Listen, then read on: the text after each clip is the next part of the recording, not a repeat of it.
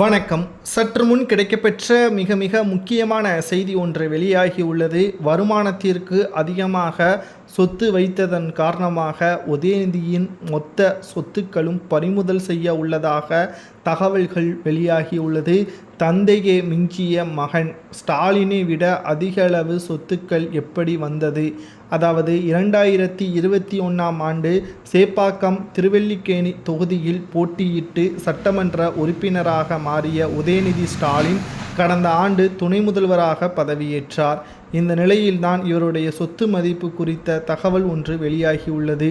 சேப்பாக்கம் திருவல்லிக்கேணி தொகுதியில் உதயநிதி ஸ்டாலினுக்கு போட்டியிட்ட பொழுது வேட்புமனு தாக்கல் செய்தார். அதில் தன்னுடைய சொத்து விவரங்களை பிரமாண பத்திரத்தில் அறிவித்திருந்தார். அதில் உதயநிதி ஸ்டாலின் அவர்களது பெயரில் சுமார் 26 கோடியே 67 லட்சம் இருப்பதாக அறிவிக்கப்பட்டிருந்தது.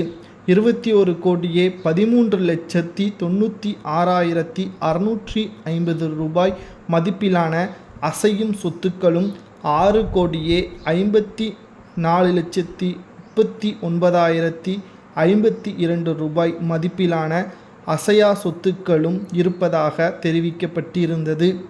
தன்னிடம் இருக்கும் ரேஞ்ச் ரோவர் காரின் மதிப்பு 1 கோடிக்கும் மேல் என தெரிவித்திருந்தார். கை ரொக்கமாக வெறும் 75 ரூபாய் இருப்பதாக தெரிவித்திருந்தார். மொத்த வருமானம் 4,89,520 ரூபாய் என அறிவிக்கப்பட்டிருந்தார். ஆனால் முதல்வர் மு க ஸ்டாலின் சொத்து குறித்த விவரம் தெரிவித்த பொழுது 7.5 கோடி மட்டுமே தன்னிடம் சொத்துக்கள் உள்ளதாக கூறியிருந்தார். தந்தையை மிஞ்சிய மகன் என்றும் இதன் மூலமாக தெரிய வருகிறது.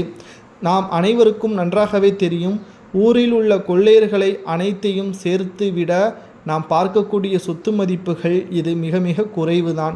கொள்ளை கூட்டத்தின் தலைவன் ஸ்டாலின் அவர்களது மகன் உதயநிதி ஸ்டாலின் அவர்களது சொத்து மதிப்புகள் பிரமாண பத்திரத்தில் வெறும் 27 கோடி ரூபாய் என்று பதிவு செய்யப்பட்டிருந்தது. ஆனால் சுமார் 7,500 கோடி மதிப்பிலான ஆவணங்கள் கைப்பற்றப்பட்டு இருப்பதன் காரணமாக ஒட்டுமொத்த சொத்துக்களும் பறிமுதல் செய்ய உள்ளதாக செய்திகள் ஒன்று வெளியாகி கொண்டிருக்கிறது.